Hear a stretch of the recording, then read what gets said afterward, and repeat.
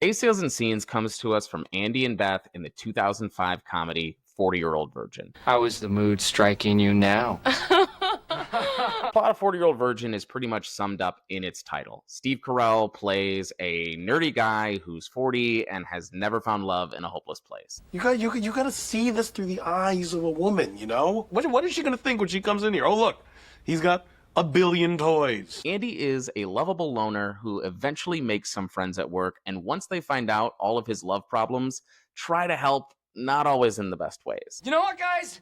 This is not a good look for me! One thing that eventually helps Andy is some advice that he gets from his buddy Cal. It's about talking to women. Problem most men have is they just plain straight up have no clue how to talk to women.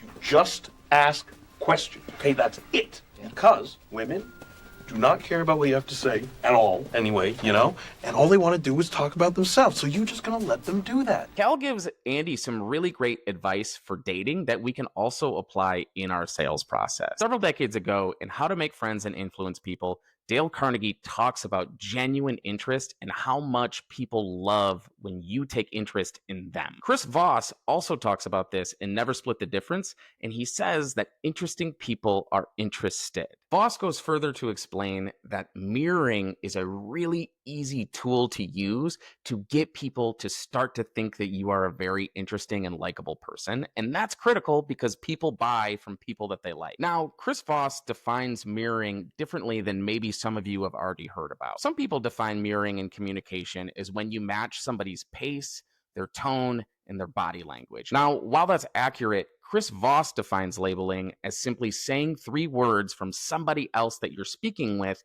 back to them with an upward inflection and question mark to get them to elaborate and give you context while also connecting you to them emotionally. Can I help you?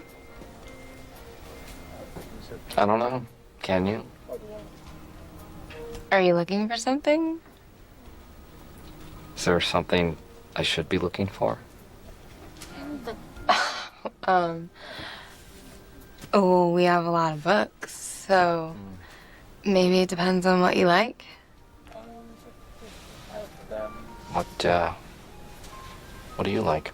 People love to hear their own words coming back to them. It gives their brain a little dopamine hit. A lot of what people do in our regular conversations, whether it's in business or whether it's personal, is do what we call pseudo-listening. What pseudo-listening is once you understand what you want to say in response to somebody that you're in a conversation with, you essentially turn off your active listening brain and you start rehearsing what you want to say once they finish speaking. Sometimes, I mean, if the mood strikes.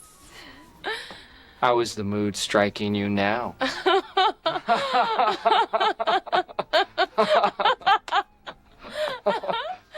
What's your name? What's your name? I'm, Beth. Andy. Andy. All Andy's doing is repeating Beth's own words back to her, prompting her to respond and expand on her thoughts. Even though he's nervous and fumbling, she feels listened to and heard, and she thinks that Andy is interesting. Wow, that totally worked. I literally said nothing, and she found me fascinating. I would have thought you were doing that for years. Oh, should I have asked? Mirroring is a very low effort engagement that lowers tension, makes people feel validated, and gets them to expand on their thoughts, which are all great things to happen in your sales process. Try some low stakes practice before you bring this into your sales process on your best friends, significant others, even your Uber drivers. But having those words come back to the people that you're speaking with is going to make you more likable, and it's going to differentiate you from those pseudo listeners in the world. Just ask questions, okay? That's it. Hope you guys found this scene helpful. Happy selling. Get some French toast.